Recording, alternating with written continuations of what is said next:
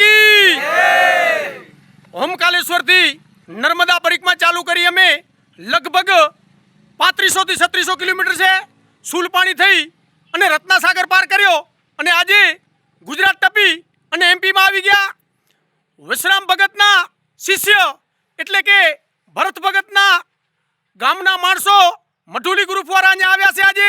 આજે 28 તારીખ 11મું મહિનું અને 2025 ની સાલ એટલે અહીંયા મળવા આવ્યા ભરત ભગતને। એટલે અમને બહુ આનંદ થયો, એટલે મને બહુ આનંદ થયો, એટલે મને કહેવાનું મન થાય હે ઊંચો ગઢડો ગિરનાર ને વાદળ થી વાતું કરે એ હાવજડા હેંજલ પીએ હે જેના નમણા નર ને નાર માધવપુર ને માનવે અને જાદવરાય ની જાન એ પરણે પરણે રાણી રૂકમણી ઈ તો તોરણે આવે શ્રી ભગવાન। બોલો નર્મદા મૈયા કી, સિયાવર રામ